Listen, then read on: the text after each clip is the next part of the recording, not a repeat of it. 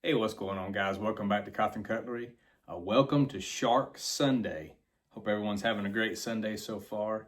I say Shark Sunday because I figured it was high time I pull out my case shark collection and do a video on it. I haven't done that yet, so I thought that'd be a good topic for today. So we'll make this one a Shark Sunday. And guys, if you have the case shark, if you have a collection or different ones in that series, pull them out and let's do a video on them. Let's take a look. Let's make this a thing. But anyway, got a few to look over. I've gotten rid of several, it seems, which will be weird to you in a minute because I've got a lot on this table. But I used to have a lot of Stag Makos, or a couple of Stag Makos for sure, and a Stag Hammerhead. And I believe I've traded those off a few years ago. And I can't believe I did that. I can't even remember what I traded them for, but it definitely happened. So back in the market, back looking for those again. But we will definitely take a look at what we got here and got in the collection today. Anyway, guys, stick with us. We'll flip this thing around. We'll take a look. Shark Sunday, guys. All right, guys, welcome back to the table here. We have flipped this thing around. And like I said, we're going to make this a Shark Sunday. Seemed like a good thing for the day. Give me an excuse to get a few of these out and wipe them down a little bit. Most of these, if you can look, I got them all I got all the sheaths piled up over here on the side. I got a lot of legacy sheaths, a lot of old used stuff, and they were turning green as they often do in that leather. So I highly recommend, and I should listen to my own advice, do not store these things in the leather sheath, guys, because I'll show you in a minute a couple of stains I've got on these because of that, and I'm gonna have to take a buffing wheel to it to get it off. It will come off, which is no huge deal, but having to do it is the problem. Those had heavy buildup of the green funk, if you will.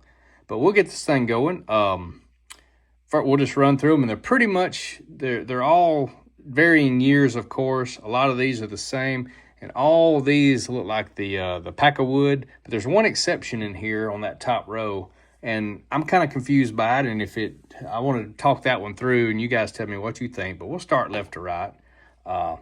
Great example of an early Sharktooth. This thing is clean. Pretty sure never used, never sharpened. This is a birth year. This is a 1978. So I guarantee that's why I picked this shark up. Beautiful example. These are heavy knives. Like, the weight of these knives is incredible. But what I was telling you about the green, you can see where I wiped it down and did a little bit of compound to wipe it off, but it did not take that where that green was. It made it a perfect line across there. So we're going to have to, a little bit on the edge too, so we're going to have to take a buffing wheel and clean him. I've got the right stuff to do it, but just need to get to it. So again, don't store these in the leather, guys. Take them out. But beautiful 78 Sharktooth, pack of wood, P197, I believe. I guess I got oil on that thing. I oiled them up earlier too. P197L SSP. Next one up, almost looks like a carbon copy. Never used, never sharpened. Good looking Sharktooth. This is a 75. 1975. Great example of this knife as well. Like I said, same. I got this grease line going big time here. Yep, that's a P197 SSP.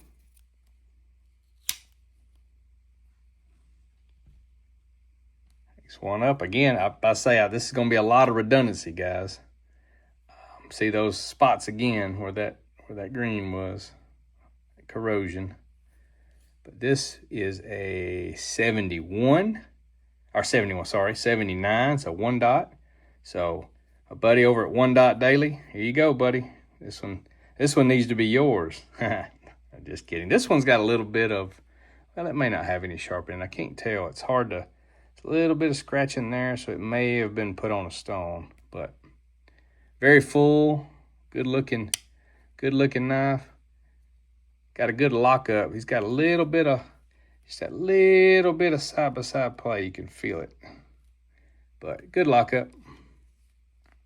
Decent snap. Another good example. So what we got? A 78, a 75, and a 79 so far.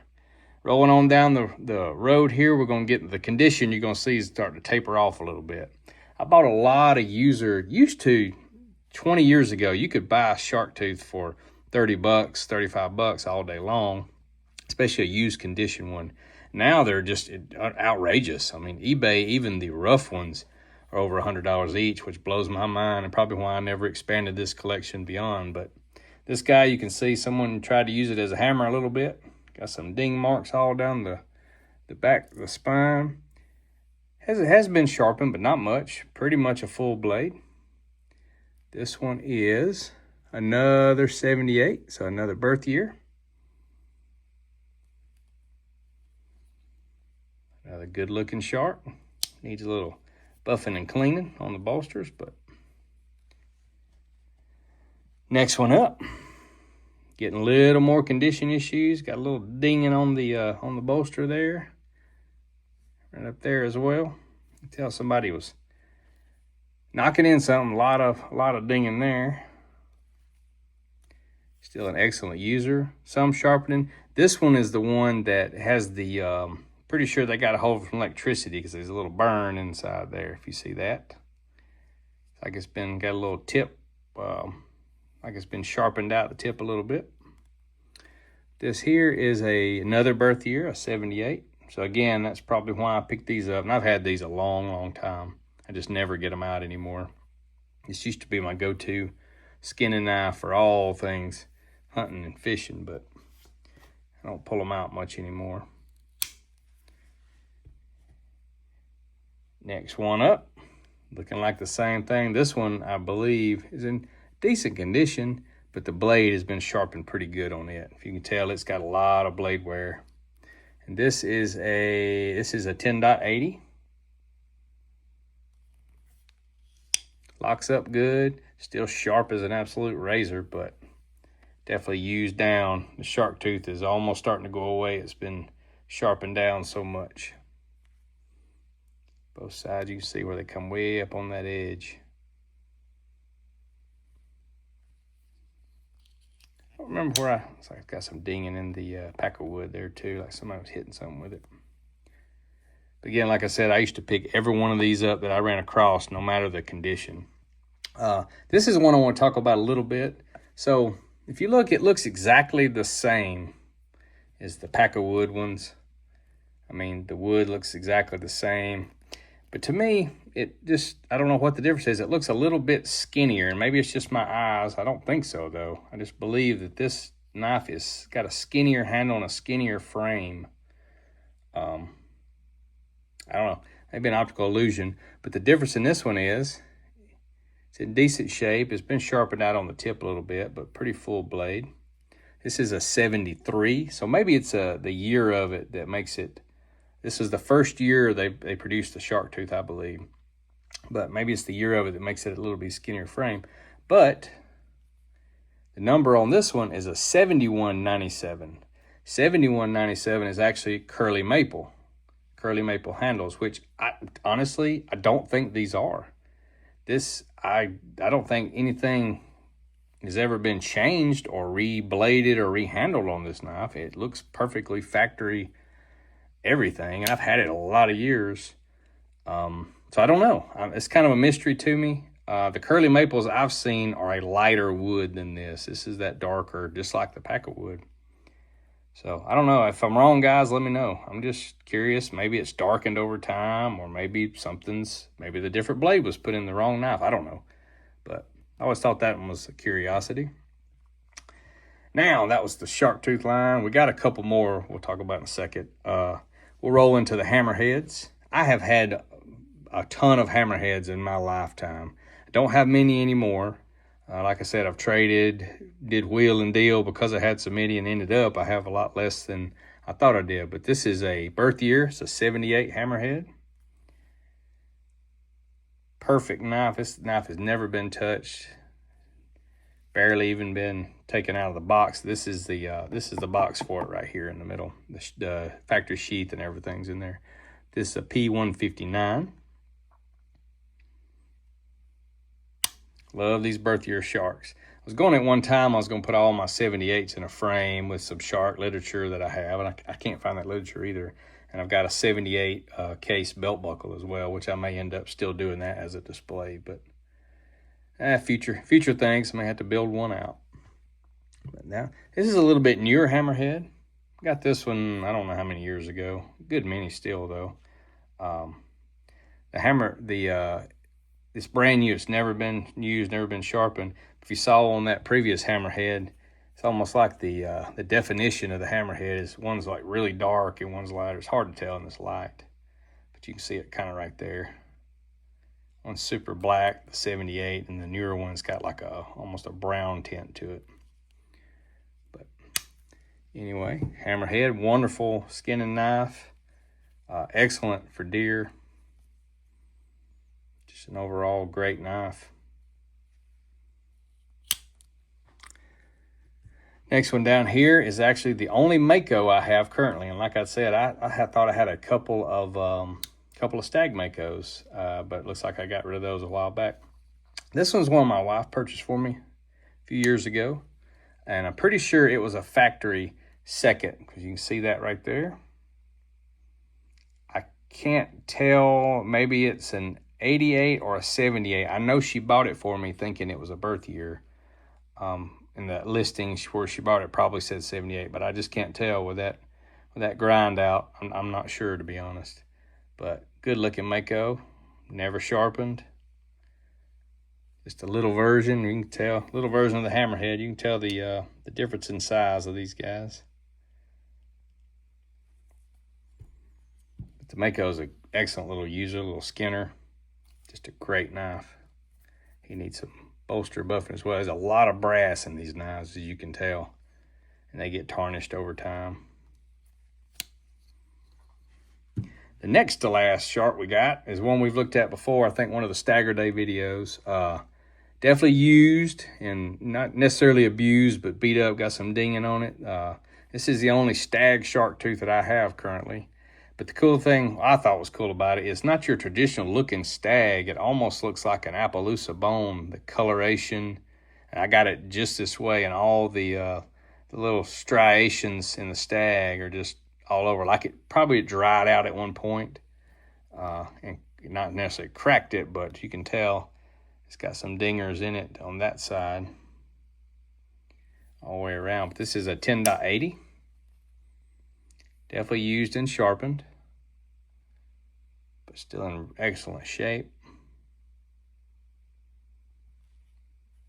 Really love this. I love the Stag. It's a 51.97. And if I didn't see that 5, I honestly would have thought this was some kind of bone. But knowing it's a 5, it's obviously Stag. And the last one I know I've shown you is actually in this box. So this is the one I did a video, one of my first videos, which got me kind of in love for Stag, or not for Stag, but for shark knives, was this was the one my dad used. And look here, I haven't cleaned it because honestly I didn't want to. I wanted to leave it like he left it, but obviously it's turning green, and that's what I'm talking about with that leather. So we could probably at least wipe that off, because that's early stages of that. It wasn't too bad. But yeah, so this was my father's. Like I told you before, my father passed away, and this was the knife I remember him skinning a majority of his deer with. This is an 85. He bought this brand new. Matter of fact, I think it's still got some remnants on there. So I absolutely love this knife. He always kept in his knife box, he kept it, and he kept his little medicine pouch, his little leather medicine pouch, always with him, which I think is just super cool. And that was in there when I got this knife. So it remains, it stays in that box always with the knife.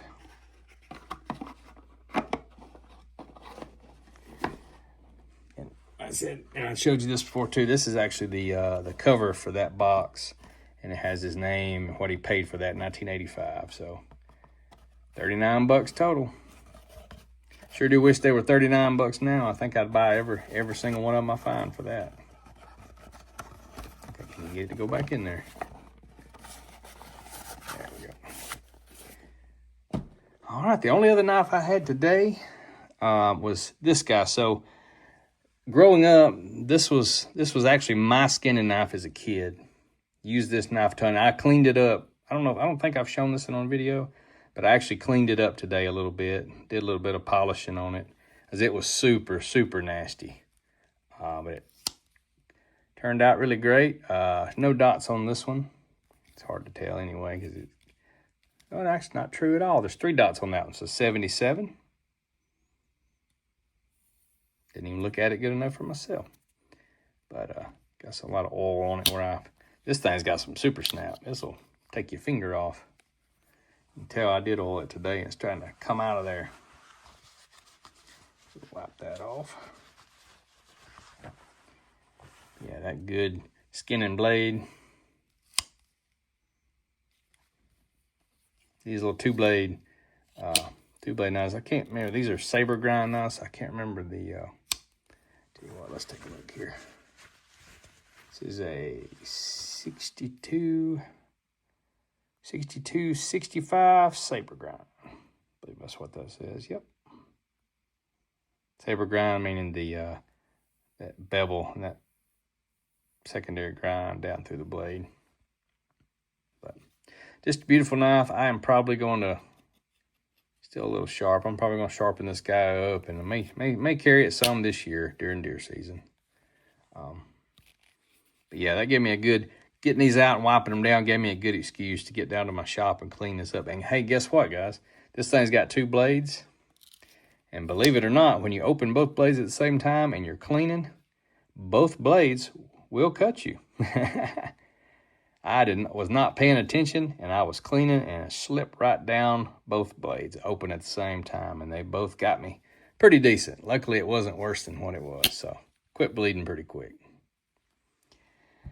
But anyway, guys, that's what we got for today on this Shark Sunday. Knew the sharks were swarming today, so it was just time to show these. We're going to get most of these, if not all of these. We're going to go ahead and put them in the case display. Probably open the ones with the better blades. We might display them open for now, and the ones with the worst blades, we might keep them closed. But I wanted to get those in the big display because I knew that was next in the agenda to get them in there. And I've got a few more case to put in there that we'll probably show in a couple of videos from now.